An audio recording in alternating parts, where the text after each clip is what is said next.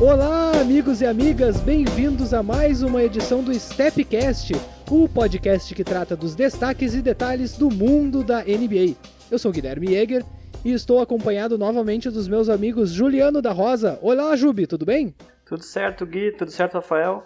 Um abraço aí para nossa querida audiência, né? E vamos embora para mais um episódio. É isso aí, o podcast que finalmente saiu do chão. E estamos também com a presença direto do Canadá de Rafael Amarante. E aí, Rafael, tudo tranquilo? Tudo tranquilo, fala aí, meus camaradas. Vamos bater um papo legal aí de novo. Bom, como o Jubi já adiantou, eu gostaria primeiro de agradecer todo o carinho que a gente recebeu no primeiro episódio. Um pessoal bem legal aí que ouviu, divulgou, espalhou o Stepcast. Nossa caminhada começou muito bem e eu só tenho a agradecer a todo mundo que ouviu o nosso primeiro episódio, né? É isso aí, grande abraço pra galera aí. Agradecer também ao nosso querido amigo Rodrigo, né, que fez uma divulgação monstra do trabalho. Conseguiu bastante divulgação aí, conseguiu parceria com os perfis do Twitter. E que um dia ele vai estar com nós aqui, com muita fé, que vai conseguir gravar um episódiozinho com os amigos. Um dia ele tá com a gente aqui pra falar de Anthony Davis, né? O novo time dele, o Los Angeles Lakers. Mas hoje, inclusive, o Lakers vai ser pauta, né? Porque hoje a gente começa uma minissérie sobre o legado dessa free agency na NBA, né? Desse período de agência livre mais recente e o que ele vai impactar no futuro próximo e um pouquinho mais distante da liga.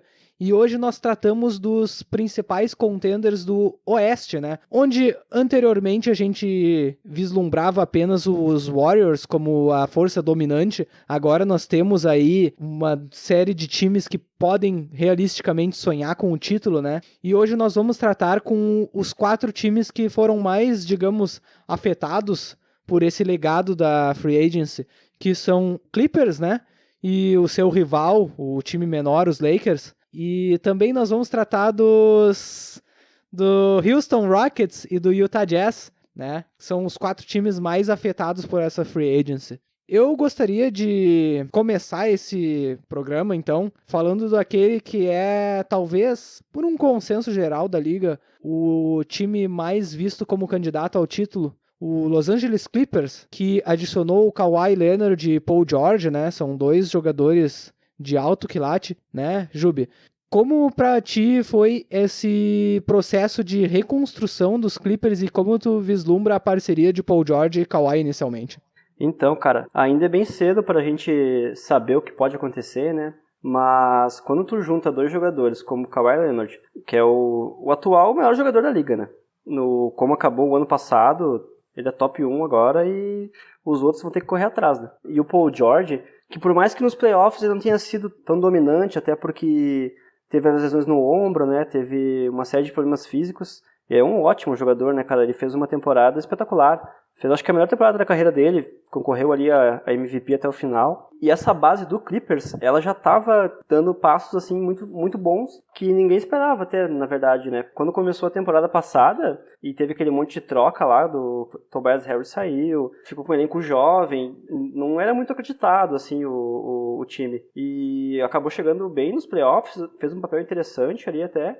E vai ser um time, principalmente na defesa, cara, que vai ser um negócio espetacular de se ver, assim. Beverly, Kawhi Leonard e Paul George na defesa é uma coisa muito, muito impressionante. Também é importante ressaltar que é difícil a gente vislumbrar uma combinação de estrelas melhor nessa liga. Não sei até o que o Rafael imagina sobre o encaixe dos Clippers, mas são 2 jogadores extremamente versáteis e ao contrário de outras duplas da liga que talvez tenham seus problemas por ter habilidades similares, o Paul George e o Kawhi Leonard, eles não têm esse problema. As principais habilidades deles são as principais versatilidades que são necessárias para um time de alto nível na liga, né? A combinação dos 2 é muito boa, justamente porque eles complementam de forma excelente.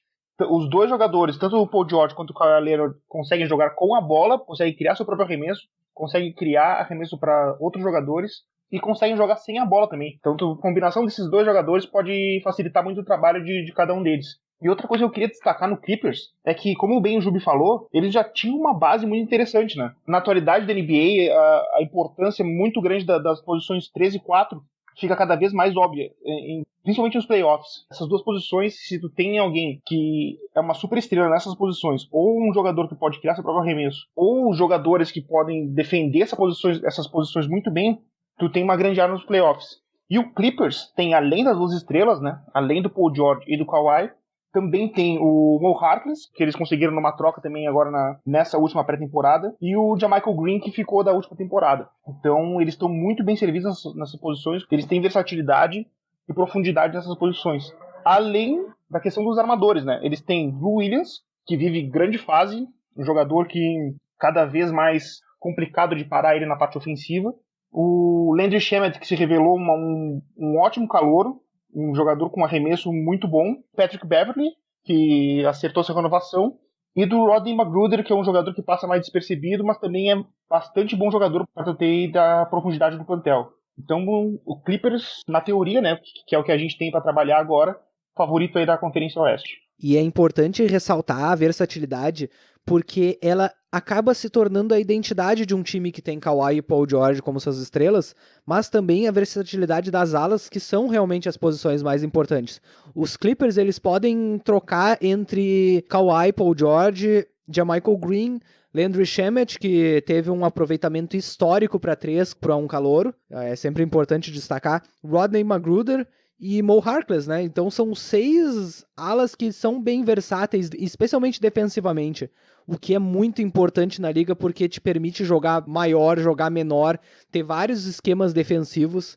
E entre Paul George, Kawhi e Lou Williams, nunca vai faltar pontuação de 3 níveis, ou no caso do Lou Williams, talvez, digamos assim, 2 níveis e um pouco de nível de pontuação em garrafão, ele consegue cavar suas faltas. Talvez não seja o cara que você mais dependa para bater para dentro, mas ele consegue tranquilamente criar e se tornou um armador muito mais eficiente nessa temporada. Ele evoluiu o jogo, né? Enquanto um veterano, o que é raro. Então é bem complicado vislumbrar um time que consiga defender esses jogadores. Não só porque a posição onde Kawhi e Paul George jogam é a posição mais difícil de se ter um defensor competente na liga hoje, e os Clippers têm 2 jogadores para atacar essa posição, como também a versatilidade defensiva. Eles têm muitos papéis defensivos importantes que eles conseguem checar com tranquilidade. E o próprio Harkless, que fez um papel defensivo muito bom contra o Paul George nos playoffs passados contra o Portland, né? Agora tá no mesmo time dele, né? Eles conseguiram adicionar um cara muito bom e ainda tirou um bom marcador do Paul George. Exato, e o Harkless é um cara que tinha estatísticas muito boas no plus-minus, né? Ali o diferencial de pontuação entre o tempo dele em quadra e o tempo dele no banco. Ele era um cara que se destacava muito no time do Blazers, e foi até, na minha avaliação, até achei meio estranho essa troca do Blazers se desfazer dele. Foi uma questão mais de cortar salário ali, eu achei. Como o Harkless já tá no último ano, ele acabou sendo trocado aí, né? Mas foi uma adição muito boa do Clippers. E outra coisa que a gente podia destacar também é o próprio Doc Rivers, né? Que é um cara que é estabelecido aí na liga, um período onde ele foi tanto técnico quanto o general manager do time, né? E ali ele começou a ser questionado um pouco, mas principalmente na parte de general manager, né? Da parte de manejamento do plantel e da franquia ali. Mas na questão técnica, ele é indiscutível, né? Tem material na mão e vai montar uma defesa muito boa, e ele também tem armas ofensivas, né? E o Doc, ele vai ter o trabalho de complementar os minutos entre Paul George e Kawhi, que são 2 jogadores que vão necessitar de algum cuidado com a parte física, né? São jogadores que a gente sabe que tem um histórico de lesões, já perderam temporadas inteiras. O Kawhi famosamente sacrificou jogos enquanto no Toronto na temporada passada. Então é algo que provavelmente os Clippers devem continuar, e é algo que o Doc vai ter que conciliar, mas com o plantel que ele tem, com a versatilidade nas alas que os Clippers demonstram ter, imagino que não seja o maior dos problemas, ou se for algum problema, é um problema que a maioria dos times gostaria de ter, né? E o Clippers ainda tem uma carta na manga, né, Gui? O Clippers tem na posição 5 agora, na posição de pivô atualmente, tem o Zubac e o Montrezl Harrell. Mas o Clippers, mesmo com a troca do Paul George, onde ele mandou um monte de escolhas de primeira rodada futuras, o Clippers ainda tem a possibilidade de trocar a escolha dele desse ano, né? Pode ser um movimento aí no futuro, durante a temporada, onde eles adicionam talvez um pivô para reforçar ainda mais essa posição, Ou até mesmo, quem sabe, mais um ala, né? Pra formar um plantel ainda mais versátil. O Clippers trouxe as 2 estrelas, as melhores do mercado hoje em dia, né, pra fazer esse time, e o cap deles continua menor que o do Oklahoma ainda. Cara, o que eu vou te dizer sobre o Oklahoma City Supersonics? Mas é importante a gente ressaltar essa questão dos Clippers, né? Se o time atualmente tem alguma área a melhorar, seria inicialmente na questão de reforço do garrafão, pois o Ivica Zubac talvez ainda não esteja 100% pronto para os rigores de ser um titular de alto nível. É um jogador que tem uma promessa, mas ainda deixa um pouco a desejar na sua constância como protetor de garrafão. O próprio Zubac teve uma temporada regular muito boa até, né? Foi um nível All-Star, assim, mas foi uma temporada bem competente.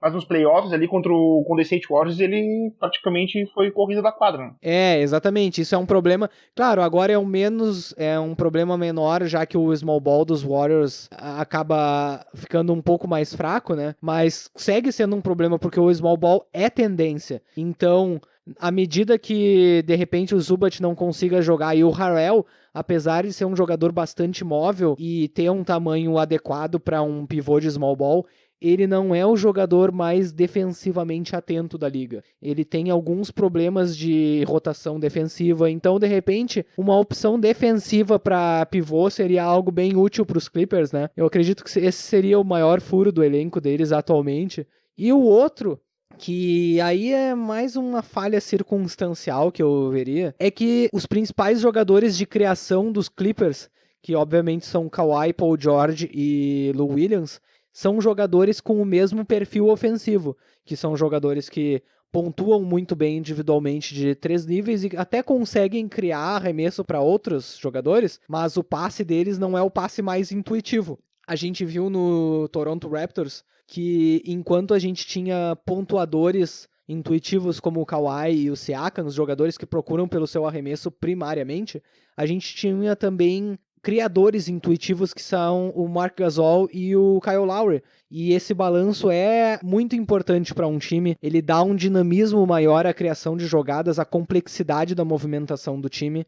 Claro, é muito difícil de Kawhi, Paul George e Lou Williams, os 3 vierem a falhar no mesmo jogo, mas pelo fato de eles terem o mesmo padrão de ataque, talvez isso possa ser um problema. Eu não diria que é um grande problema, mas é algo para se ter em mente. É a definição de problemas da classe média aí, né? Classe média altíssima, na verdade. Quem dera eu ter esse problema, né? Não fosse o Chris Paul meu problema. O Paul George no Oklahoma, ele era basicamente um finalizador de jogadas, né? O Westbrook era o que segurava mais a bola na maioria do tempo e ele era um cara finalizador. Apesar dele construir seu próprio arremesso muitas vezes, né? Mas tem esse lance aí, não tem um armador de ofício, um cara que vai facilitar o jogo deles, né? Sendo que eles mesmos conseguem fazer isso, mas não tem um cara que vai organizar esse time pra eles, né? O próprio Kawhi Leonard tem uma armação eficiente, mas não é uma armação intuitiva. A gente vê que nos playoffs acabava de acontecer em algumas situações nas quais ele primeiro procurava pelo seu próprio arremesso e só depois, onde talvez um arremesso aberto tenha sido já passado, porque nos playoffs o nível defensivo aumenta bastante e as janelas ofensivas para ter um arremesso livre se encerram em poucos segundos, às vezes meio segundo. Então, ter armadores mais intuitivos é importante. Claro que não dá para sacrificar a pontuação de 3 níveis, que é muito mais importante, mas também é essencial ter essa criação mais esperta. E Kawhi e Paul George não são esses jogadores, o Lou Williams até melhorou nesse aspecto, mas tirando esses 3, nós temos aí jogadores complementares, jogadores que conseguem arremessar, mas que talvez não consigam nem mesmo criar, né? A ver como o Doc monta esse sistema. E a ver também como o Doc Rivers começa e termina jogos, né? A princípio, imagino que JaMychal Green deva começar ao lado de Beverly, Kawhi e Paul George, né? E Zubac na frente, porque Paul George e o Kawhi famosamente não são muito aptos ou dispostos a jogar longos períodos como PF, né? Mas no término de jogos, o Lou Williams é uma opção bem significativa e o próprio Landry Shamet, né? Como um espaçador de quadra. São várias opções que o time tem pra variar, então é a ver qual vai ser a principal arma do Doc Rivers pra encerrar os jogos. Tem o hype e tem que ver o que vai dar, né, cara? O rival dos Clippers, o Los Angeles Lakers, eles foram outro time que teve uma reconstrução completa do seu plantel, né? A ver, especialmente, como os dois irmãos de Taco Tuesday, o Anthony Davis e LeBron James, se comportam juntos em quadra. É uma parceria ofensiva bem interessante pro Anthony Davis ter um parceiro de pick and roll e um iniciador de jogadas do nível do LeBron, que é algo que o Davis nunca teve ao seu lado. Mas, ao mesmo tempo, é interessante de ver como vai funcionar um espaçamento em volta deles, né? LeBron e Anthony Davis não são exatamente os melhores arremessadores do perímetro de longa distância, e fora o Danny Green, é difícil os Lakers colocarem em jogo um plantel que tenha um espaçamento mais forte, né? Eu até gostaria de ver com o Rafael como ele vislumbra essa parceria se iniciando e como ele vislumbra um quinteto inicial. Olha, Gui, ao contrário do que a gente falou ali no Clippers, né? O encaixe do Lakers já é bem mais complicado de tu prever, né? A gente tem jogadores de altíssimo nível aí, no caso do LeBron James e do Davis, mas depois disso, se tu analisar como foi a montagem do plantel, é bem difícil de vislumbrar como é que vai ser o encaixe, como é que seria o melhor encaixe do Lakers, né? Além desses dois jogadores, que são dois caras que atualmente eles seriam melhor aproveitados na posição 4, né? Ali num ala de força, assim, tanto o LeBron James quanto o Davis. O Davis, na minha visão, o ideal seria jogar ele na posição 5. Ele próprio, nas entrevistas, assim, ele é reticente de aceitar essa posição. Ele sempre diz que prefere jogar na posição 4. E além desses dois caras, eles têm o Kuzma, né? Que também é um cara da posição 4. E, além disso, eles ainda têm o JaVale McGee, que renovou o contrato, né? Que é um pivô. E outro pivô no DeMarcus Cousins, que eles contrataram aí com um contrato bem baixo já na free agency. Então, tu vê que eu citei 5 jogadores, talvez os 5 melhores jogadores do Lakers, com exceção do Danny Green, todos eles jogam na posição 4 ou 5. Então tu vê que o encaixe já é bem complicado, né? É quase o Knicks. É quase uma questão do Knicks. É um Knicks de alta, com jogadores um bons, Knicks de alta qualidade. Pois é, fica até incógnita, né? Quem é que vai ser o armador desse time, né? Provavelmente o LeBron James, eu acho, né? Sim, vai ser o LeBron e não vai ter e olha, vislumbrando o plantel, não vai ter um segundo colocado adequado. A gente vislumbra o plantel dos Lakers, inicialmente, digamos, os jogadores de criação mesmo. LeBron James, depois alguém entre Rajon Rondo, Alex Caruso e Quinn Cook. São os outros 3 armadores. Obviamente, o nível de LeBron para qualquer outro armador desceria. Trata-se de um dos maiores passadores da história da NBA, especialmente da história recente. Mas é um nível que desce até de parâmetros aceitáveis, assim. É bem complicado a gente vislumbrar algo que não seja bola com o LeBron. Mesmo que o Davis acabe usando muitas posses, ele não é um criador intuitivo, ele na verdade é mais uma ponta de lança. A gente vê que criar mesmo não é o forte dele, nunca foi. Ele é muito mais adequado como o rollman numa parede, finalizando jogadas de costas para cesta, batendo para dentro, mas não exatamente tendo a bola em mãos e tendo várias opções ao seu redor, né? Na verdade é um time bem talentoso, mas com muito desequilíbrio, né? Tipo, não tem muitos shooters também nesse time, né? Tem o Danny Green, que era um bom shooter nessa última temporada, ele ficou devendo um pouco também. Ele ficou devendo mais nos playoffs, mas na temporada regular, inclusive, foi uma das melhores temporadas dele como arremessador. Ele se recuperou muito bem na liga e acredito que ele deva ter arremessado aí entre 38% e 39%. Considerando isso, na temporada regular, ele teve uma temporada bem boa. Mas realmente, nos playoffs, ele deixou bastante a desejar. Sim. O Bradley também não é um exímio chutador de 3. Tem muita dúvida nesse elenco, né, cara? Como que vai funcionar isso? Vai ser bola no LeBron James e no Davis e o resto que corra atrás pra ver o que acontece. Vai ser meio complicado esse encaixe do Lakers aí. A gente pode até vislumbrar o DeMarcus Cousins com alguma função de criação também, né? Mas, realmente, Kyle Kuzma é um chutador inconsistente, o Avery Bradley e o Caldwell Pope sempre foram bastante inconsistentes. O Quinn Cook é até melhor chutador, mas é difícil vislumbrar muitos minutos para ele na rotação como construída. O Jared Dudley é um bom chutador, mas também a ver, porque é um jogador já de um pouco mais de idade, né? É bem bem complicado vislumbrar. Os Lakers acabaram sendo maleficiados pela demora em agir e trazer melhores free agents, né? A gente teve essa noção bem clara de que quando o Kawhi assinou com os Clippers, eles se viram sem recursos, e isso se mostra na natureza do plantel deles, no qual eles talvez tenham acumulado peças que tenham os seus talentos, mas o encaixe é estranho. Até fez bem, citou o Jared Dudley, que foi um cara que assinou com eles também. E é um jogador bem útil ainda na liga. Ele é um cara que organiza a defesa, né? Ele tem muita experiência e até no próprio Nets no passado ele fez uma boa série de playoff ali contra os Sixers e uma boa temporada regular também. É mais um pivô. Então, de novo, o encaixe é complicado. E na questão dos armadores, talvez o Caruso seja o melhor armador puro do Lakers. É o LeBron James e depois seria o Caruso. Porque, assim, tem muita gente que ainda tá abraçado no Rondo, mas assim, ó, na defesa é um lapso atrás do outro, assim, ele é um cara que não tem muita atenção nas jogadas. Tudo que ele pode mais ou menos criar no ataque, que já é, a essa altura do campeonato, em 2019, já é superestimada essa criação dele, ele entrega tudo na defesa, né? Se o Rodrigo tivesse por aí, teria defesa.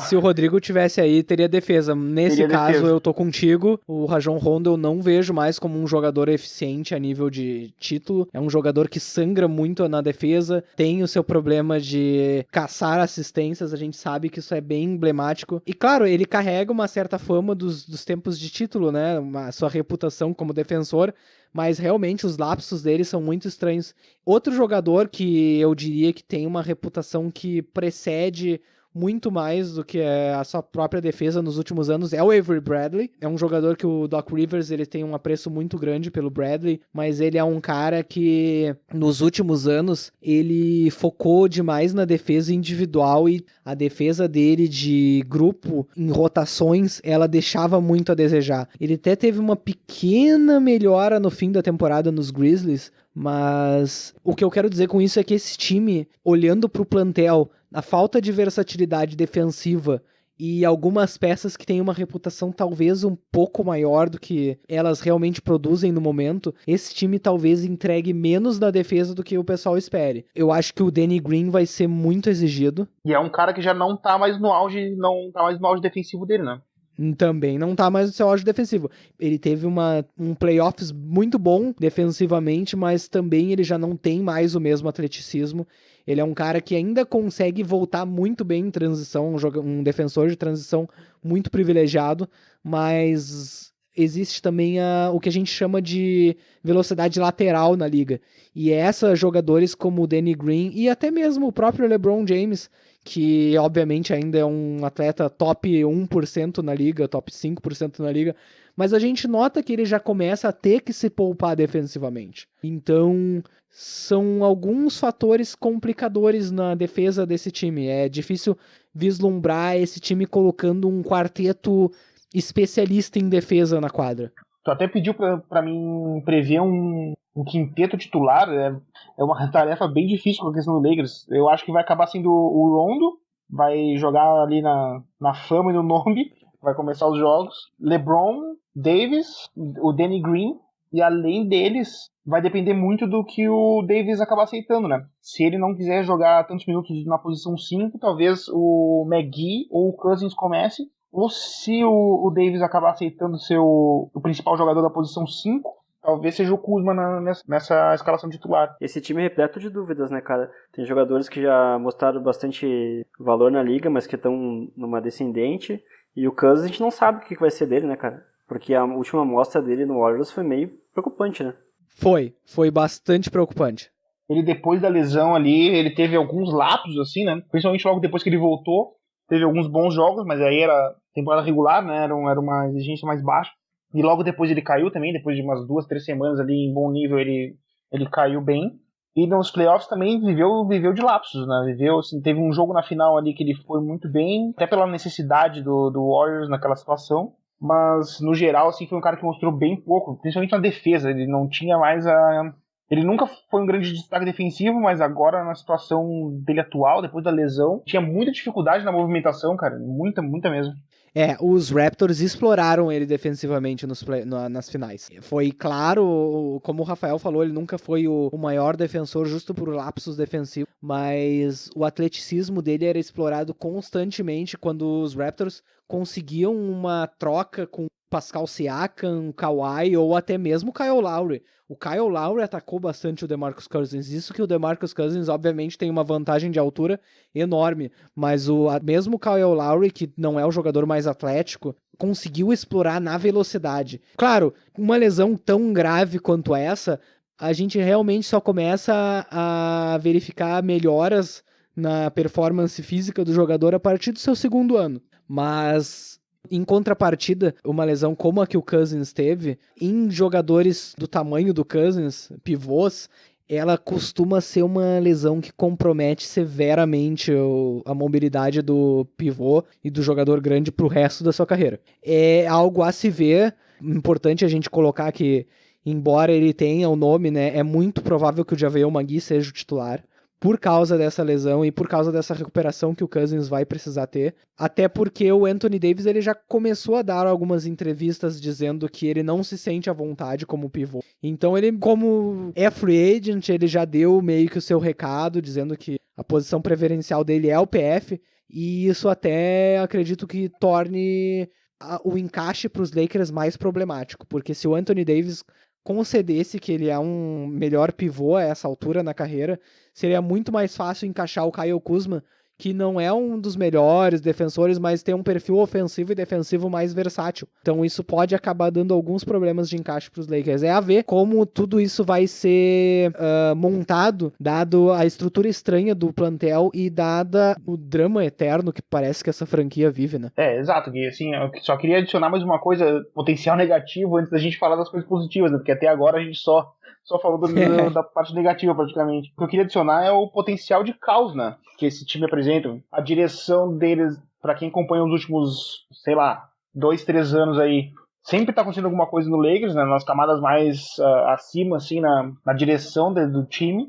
Na parte técnica, eles vão ter um potencial de caos ali também, né, porque eles contrataram o Frank Vogel, mas colocaram o Jason Kidd como seu principal assistente, né? E o Jason Kidd é um cara que é famoso na liga aí por sempre querer obter alguma vantagem, né? Ele fez isso no Nets, ele praticamente deu um golpe de estado no Nets, quando ele perdeu essa queda de braço ali com a direção do Nets, ele acabou indo pro Bucks. O Frank Vogel começa a temporada já pressionado, né? Já com essa sombra atrás dele. A qualquer momento que o Lakers tiver uma fase um pouco pior, assim, já vai começar a campanha pro Jason Kidd assumir. Até porque o Kidd é um cara que tem muito contato na imprensa ali, né? Então, até ele mesmo tem o potencial de tomar esse tipo de atitude. E isso, na minha avaliação, não seria bom pro Lakers, o Kidd assumir, porque o que ele mostrou no Bucks foi a gente mesmo viu, né? Quando o Mike Budenholzer assumiu nessa temporada, o time, principalmente na parte defensiva, melhorou de nível de forma absurda, né? O que o Kidd mostrou como técnico, principalmente no Bucks, não foi nada de ser muito... Não é animador, né? Não é uma coisa animadora. Mas, pra finalizar aí com a parte boa do Lakers, até que a gente escolheu falar, justamente pelo potencial dos dois jogadores que eles têm, né? Eles têm o LeBron James e eles têm Anthony Davis. Então, qualquer time que tem esses dois caras é um time que vai chegar fortíssimo, principalmente no playoff, né? Não se pode duvidar de LeBron James.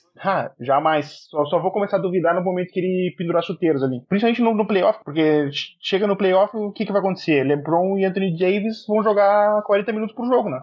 Ou mais. Então, quando tu tem desses dois caras quase o jogo inteiro na quadra, tu vai te colocar numa posição muito boa pra vencer qualquer jogo. O Anthony Davis é provavelmente o maior parceiro que o LeBron tem desde o Dwayne Wade. O perfil ofensivo desses dois nos playoffs como uma jogada de pick and roll simples é assustador. E essa é a grande esperança dos Lakers, eu diria até porque não só o Jason Kidd tem todo o seu histórico problemático, mas o Frank Vogel, ele é conhecido por ser um técnico defensivo e não tão criativo ofensivamente. Então o perfil de ataque dos Lakers vai ser muito dependente dessa parceria, provavelmente também dependente de alguma produção de que o DeMarcus Cousins consiga realizar, né? Mas, como bem falado, é uma parceria que por si só com o nível de tempo de jogo elevado, ela deve produzir resultados importantes, porque um pick and roll entre esses dois, mesmo que as defesas acabem focando mais no garrafão, já que os dois não são tão bons chutadores, é um perfil de ataque imparável pelo atleticismo e capacidade desses dois em quebrar defesas em múltiplas maneiras. Eles vão exigir dobra de marcação a todos os tempos, de jogadores de perfis diferentes, e alguém vai ficar livre aí. E não tô dizendo isso só dos outros jogadores. Alguém entre LeBron e Anthony Davis vai ficar livre, porque é muito difícil de parar os dois ao mesmo tempo. O perfil físico deles é muito imponente. Isso aí. Bota o LeBron com a bola e o Anthony Davis fazendo corta-luz e 3 arremessadores na volta deles. Tá feito o estrago. Tá feito o estrago. Tu pode ter toda a versatilidade defensiva que tu quiser. Tu vai ter que deixar alguém livre. A questão é muito mais desse tipo de jogada. Quem que os times vão escolher deixar livre do que se alguém vai ficar livre ou não. E a gente viu nos Bucks como um sistema bem favorecido acaba suplantando até uma certa variedade, né? Os Bucks, eles se elevaram muito no sistema ofensivo em volta do Giannis. Os Lakers têm a oportunidade de montar um sistema ofensivo em volta de um pick and roll LeBron e Davis, e só isso já vai levar eles muito longe. Isso aí. A gente poderia trocar de assunto agora para outro time que teve talvez algumas aquisições mais abaixo do radar, mas que foram aquisições muito importantes que mudaram completamente o padrão ofensivo, que é o Utah Jazz, né? O time do Rafael, que adicionou Mike Conley e Bojan Bogdanovic. 2 caras que devem... A gente até mencionou no nosso primeiro episódio como eles alteram o padrão ofensivo desse time, mas eu gostaria de focar inicialmente na parceria entre Mike Conley e Donovan Mitchell, que foi algo que a gente pode explorar um pouco mais. Como 2 jogadores como Mike Conley e Donovan Mitchell projetam jogar ao lado, sendo que são jogadores bastante versáteis, mas que vão precisar de algum ajuste, talvez na questão de perímetro e de espaçamento. O próprio Donovan Mitchell é um cara que o Jazz usou como o principal armador da equipe por um bom período na temporada passada, né? O armador principal do time era o Rubio, mas grande parte das posses, principalmente nos finais de partida, assim, a bola acabava ficando na mão do Mitchell, né? E ele teve uma certa dificuldade, assim, principalmente pela falta de outras opções, né? Muitas vezes ele tinha que criar o próprio arremesso, tinha até uma marcação dupla às vezes, e ele tinha que ele mesmo criar o arremesso para ele e ele arremessar. Ele não tinha nenhuma opção de desafogar a bola muito boa. Então, adicionando o Conley ali, eu acho que vai ser mais um cara que vai ter controle de bola, né? Toda vez que a bola cair na mão do Mitchell, o Conley vai estar numa posição de receber essa bola e partir ele para o arremesso, né? Ou ele para a criação. E vice-versa. Então, o Conley vai poder fazer a jogada ali, um corta-luz com o Gobert, principalmente, e o Mitchell vai ter uma maior liberdade assim para receber a bola e partir o arremesso. Então, principalmente até com a adição do próprio Bojan, né? A adição do Bogdanovic também vai fazer diferença nesse espaçamento aí. Deve levar um tempo, sim, para as coisas encaixarem no Jazz, porque foram 2 adições de bastante porte, né? O Conley e o Bogdanovic, que vão jogar bastante tempo por jogo. Então, toda vez que um time adiciona 2 caras desse nível, assim, leva um tempo para as coisas encaixarem, né? Primeiros 15, 20 jogos do Jazz ali vai ser um período de adaptação, assim, mas vai ser um time que vai classificar com uma certa tranquilidade até na minha avaliação e vai chegar forte também. Exatamente. E eu até gostaria de tocar numa parte que eu vi sendo bastante citada, mas eu sou bastante cético. Seria o potencial déficit defensivo do Jazz no perímetro. Com Mike Conley e Donovan Mitchell, a principal razão citada seria a altura, mas eu não vejo isso como um problema, porque tanto Mitchell como Conley demonstraram ser bons defensores em múltiplas posições. O Conley ele já conseguiu marcar, inclusive, até alguns alas, e Donovan Mitchell, apesar da sua estatura, também teve essa facilidade. Eu não vejo nenhum problema, inclusive eu acho que vai ser um encaixe excelente, porque os dois conseguem trocar fluidamente entre eles, conseguem, de repente, deixar alguma marcação mais veloz com o Mitchell, ou o Conley carregar um pouco mais numa noite onde o Mitchell está melhor ofensivamente, ou vice-versa. Eu vejo os dois como tendo características muito importantes de pontuação de 3 níveis, e eles não vão comprometer nem um pouco na defesa. Eu acho que vai ser bem tranquilo quanto a isso. O próprio Rafael comentou no último podcast que o problema defensivo desse time seria para marcar uns alas tops da liga, né? A parte de perímetro ali, eu acho que eles fazem um papel muito interessante, cara. Não tem essa preocupação aí por estatura, né? Que pode até contar um pouco, mas não pra esses dois caras, assim, que se entregam de outras formas, né? Essa questão de defensiva nas posições 1 e 2 eu não tenho muita preocupação, assim, pra ser sincero. O próprio Mitchell é um cara que já mostrou bastante potencial nesse quesito, mas na temporada passada ele deu uma caída, muito mais pela responsabilidade ofensiva que ele tinha, né? Sobrecarga, isso aí. Ele tinha que fazer tanto trabalho ofensivo que acabava na defesa tendo que dar uma relaxada, né? Agora, com a adição do Conley e com a adição do Bogdanovic, essa carga ofensiva vai ser mais distribuída, né? Vai deixar o próprio Mitchell e também o Conley poder focar um pouco mais de energia na defesa. E além disso, se acontece algum erro no perímetro, o Jazz tem o maior apagador de erros da liga, né?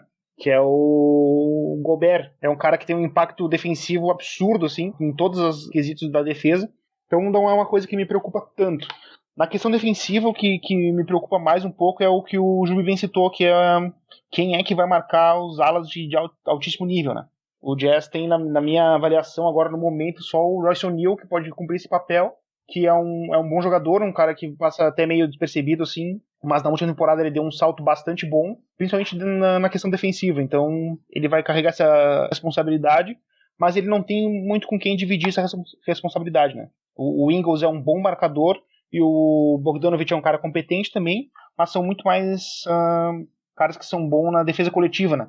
Bota eles a marcar um Kawhi Leonard da vida ou um LeBron James, a coisa aperta pro lado deles. Vale ressaltar que, apesar de ter esse problema defensivo, ele é um problema, claro, relevante, porque são os principais jogadores da liga, né? Então são, digamos, a fronteira final da liga. Seria ter esse cara que é capaz de marcar um Kawhi, um LeBron, né? A gente sabe que o Iguodala tá no mercado e o Jazz provavelmente é um time que deve ter bastante interesse no Iguodala, mas o perfil defensivo do Jazz é importante a gente ressaltar que, embora ele tenha um encaixe que muita gente questionou por causa da altura e talvez do perfil atlético do Ingles e do Bogdanovic, eu não vejo como vai ter nenhum problema, porque o defensor mais fraco é o próprio Bogdanovic, que é bem competente, ao contrário da reputação inicial dele. Ele evoluiu bastante, né, nesse quesito. Ele evoluiu bastante. O Ingles, o Donovan Mitchell e o Mike Conley são defensores bons para ótimos. Eles têm alguns defensores bons no banco e um cara no garrafão que tu coloca ele hoje em qualquer time e aquele time vai ser top 10 em defesa na liga, que é o Rudy Gobert.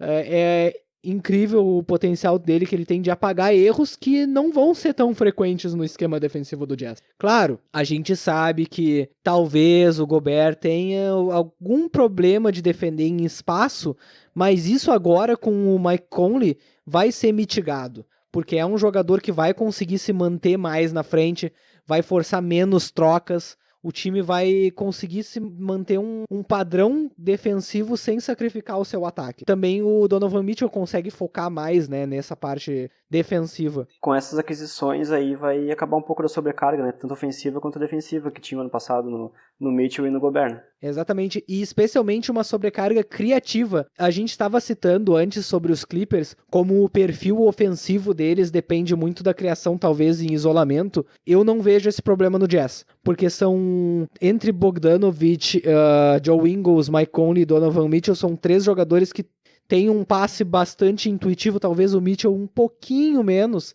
mas é um cara que tem uma margem de evolução bastante grande nesse âmbito, e então é um time que pode ter um padrão de ataque, além de ter uma pontuação de 3 níveis diversa, um padrão de ataque mais complexo que pode servir eles bastante nos playoffs.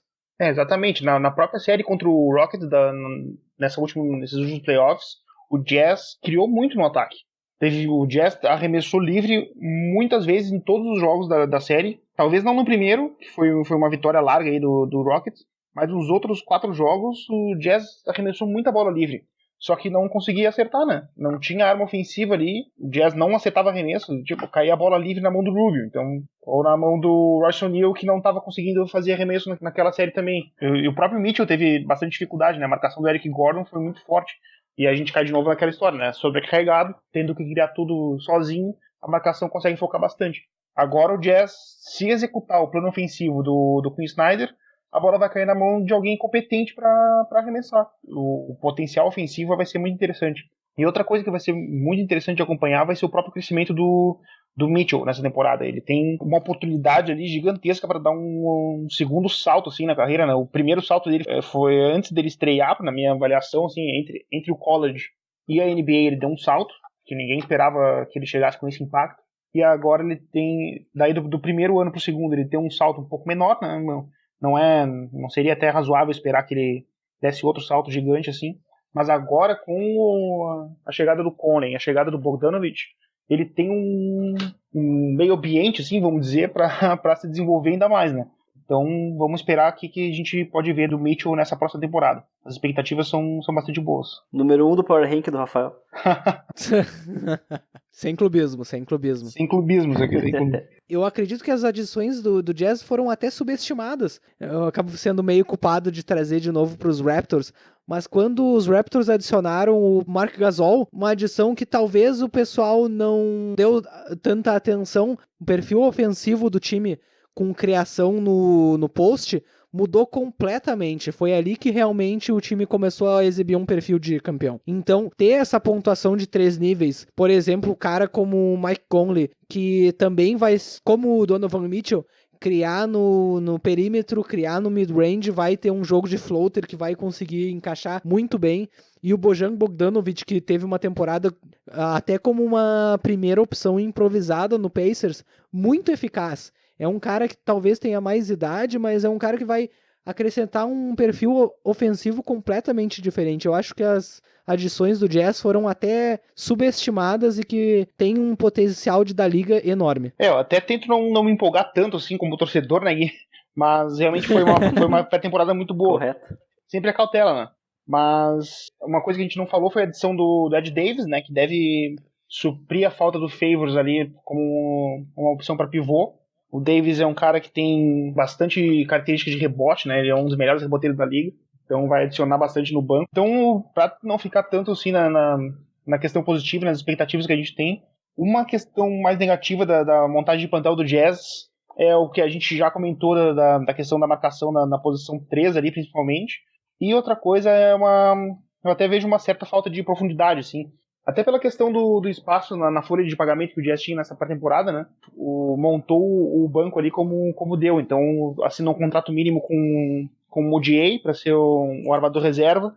Assinou também com o Jeff Green. Na minha avaliação, faltaria pelo menos mais um jogador ali para dar uma profundidade maior no plantel para poder encarar bem o playoff. Talvez falte aí um pouco mais de criação. Claro, além da defesa de ala, né? A criação ofensiva de banco, que é sempre importante, né?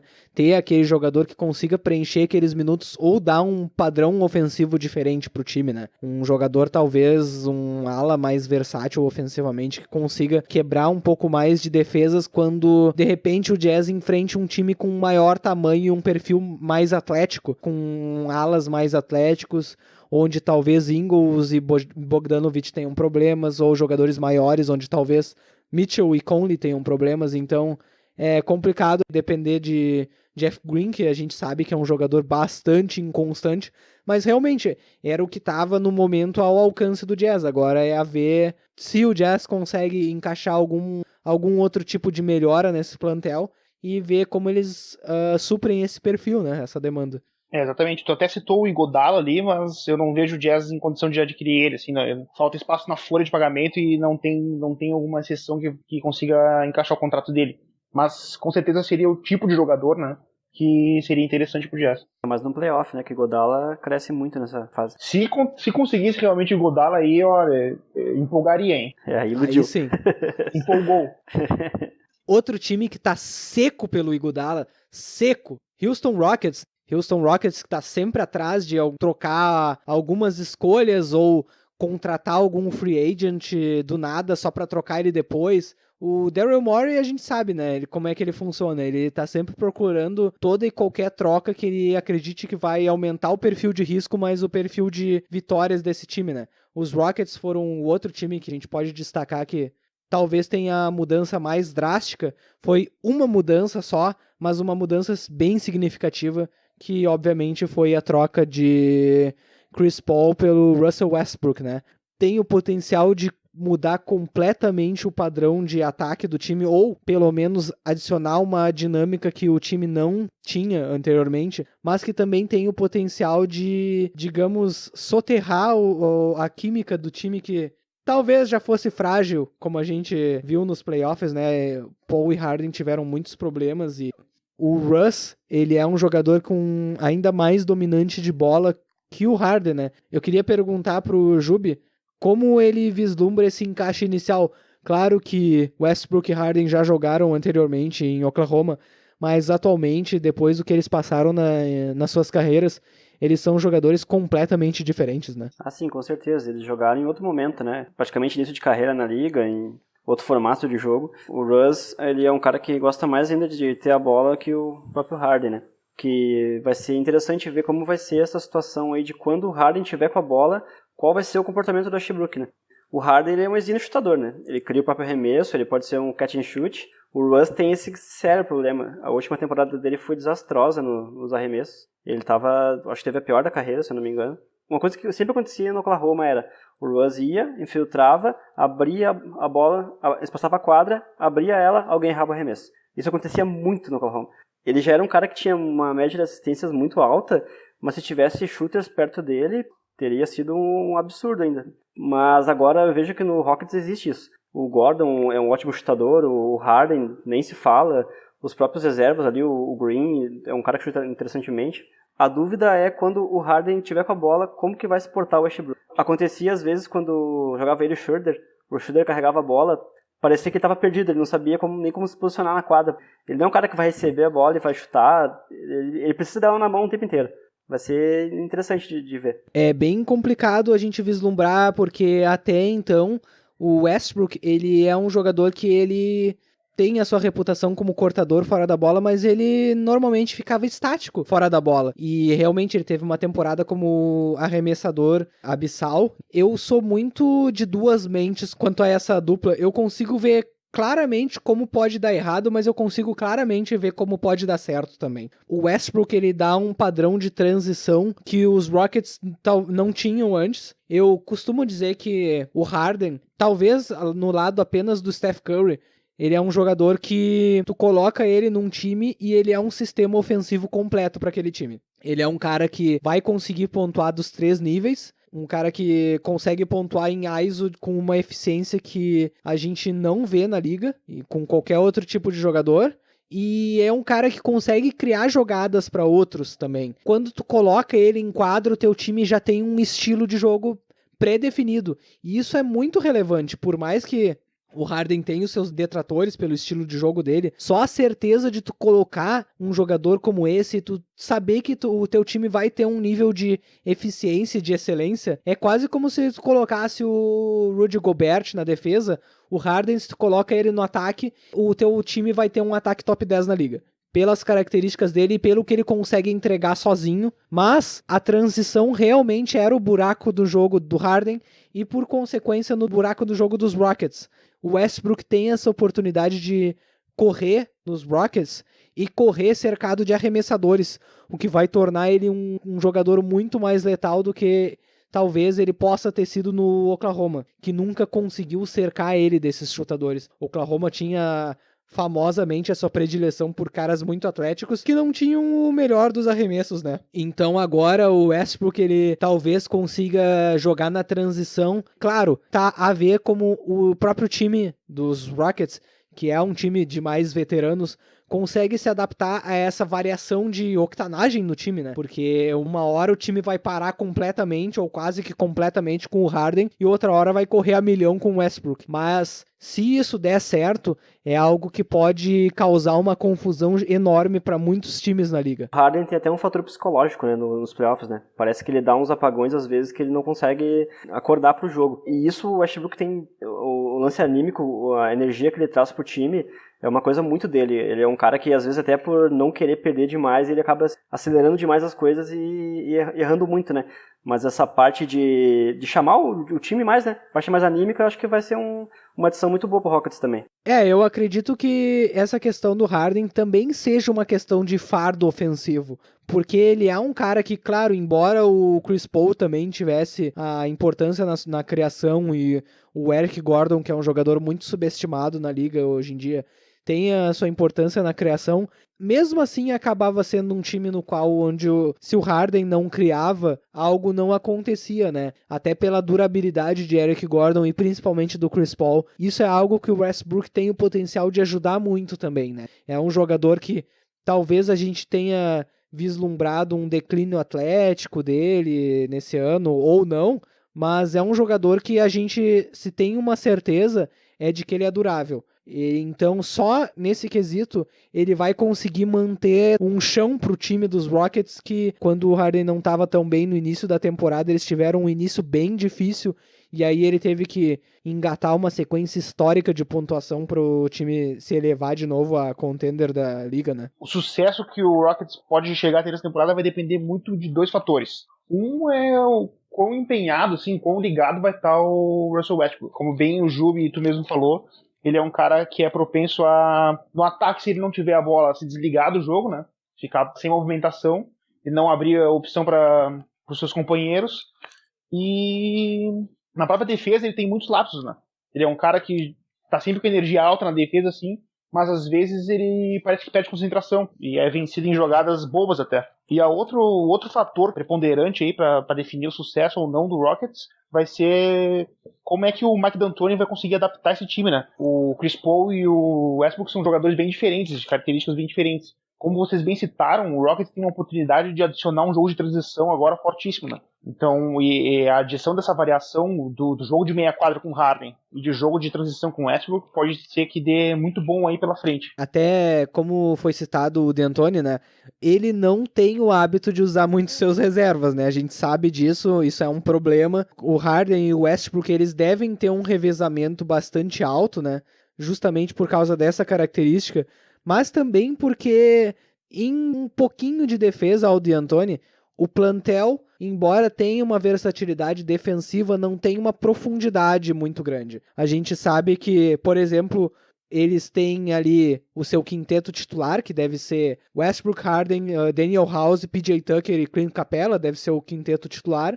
E como reservas ali deve ter, provavelmente, Austin Rivers, Eric Gordon e Tyson Chandler como contribuidores principais, assim. Porque a gente sabe que esse é o estilo ofensivo do D'Antoni e esse é o estilo de jogo que ele implica, né? A gente já tá no 4º ano dele aí nos Rockets e a essa altura estamos acostumados. E é assim que ele joga, é assim que ele prefere, mesmo na temporada regular. Então isso é algo que cansa bastante o Harden e também é algo que a gente tem que ver pelo próprio estilo de jogo do Westbrook, se isso não vai causar um cansaço maior nos seus veteranos, né? Realmente a defesa pode ser um problema, com todos os defeitos de durabilidade do Chris Paul e com toda a diferença atlética que o Westbrook tem em relação ao Chris Paul. O Chris Paul como defensor atentivamente de outro nível em relação ao Westbrook e ao que o Westbrook ofereceu até então. É inquestionável que o potencial atlético do Westbrook para guardar mais posições é maior do que o Chris Paul, mas o que o Chris Paul efetivamente entregava na defesa, até inclusive cobrindo buracos do Harden, que a gente sabe que não é o melhor defensor da liga, é um cara que os Rockets tinham que proteger no lado defensivo da quadra, vai ser um problema bem grande. Agora eles têm 2 jogadores potencialmente que eles têm que proteger naquele lado da quadra. Exato. E como tu bem citou, não tem a profundidade no plantel necessária para isso, né? O Capella é um defensor bom, assim, né? Ele protege bem o aro quando ele tá saudável e quando tá engajado. E o PJ Tucker é um cara muito bom também na defesa, que organiza o time, que é versátil, mas fica só nisso, né? Na questão defensiva dele. Então, pode ser que seja uma dificuldade aí. Mas eu acho que o Rockets, se o Westbrook encaixar bem com o Harden, é algo bem possível, né? Porque toda vez que caras desse nível que querem jogar juntos, eles podem fazer acontecer, né? São 2 estrelas, então se eles realmente querem jogar juntos, eles vão fazer dar certo. Se esses 2 caras se encaixarem, o Rockets vem como um dos favoritos ali, porque, de novo, quando tem 2 caras desse nível, no playoff eles vão jogar 40 minutos, então tu vai ter uma chance muito boa contra qualquer time. Esse eu acredito que seja o time que mais se beneficiaria com o Iguodala, porque atualmente o Gary Clark é o PF reserva, né? E o Iguodala, ele resolveria muito desses problemas defensivos, e o principal problema defensivo que eu acho que ele resolveria seria o que eu vejo hoje como uma sobrecarga no PJ Tucker, que é um jogador que tem 34 anos, é um cara que defende múltiplas posições, ele defende inclusive pivôs, ele tem uma carga defensiva e de contato muito forte e uma carga de minutos muito forte. Ele já expressou várias vezes o desejo dele de jogar menos minutos, né? Claro, ele é um role player, mas ele é essencial nesse time pelo perfil defensivo dele, pelo que ele entrega como rebotes, defesa de múltiplas posições, e é um cara que tem aí digamos, uma milhagem no seu corpo pelo tipo de jogador que ele enfrenta diariamente, que é muito relevante. Talvez não tenham as peças disponíveis para uma troca pelo Iguodala, mas eles precisam achar alguma ajuda para o PJ Tucker, porque é um cara que agora vai ter uma sobrecarga ainda maior, pelo menos essa é a tendência. E salvo engano ainda vai jogar a Copa do Mundo agora, né? E vai chegar na temporada sem estar completamente descansado. Mas... Os poucos caras que restaram. A gente até pode abordar isso aí no próximo episódio aí pra frente. Eu acredito que a gente poderia citar, até de repente focar em um pouco mais detalhe em outro episódio, mas inicialmente assim, os Warriors que tiveram a adição do D'Angelo Russell, né, que vão ter um perfil de ataque muito diferente, os Blazers que tiveram uma pré-temporada bem peculiar assim, e que mudaram completamente seu perfil defensivo, talvez tenham até enfraquecido, né.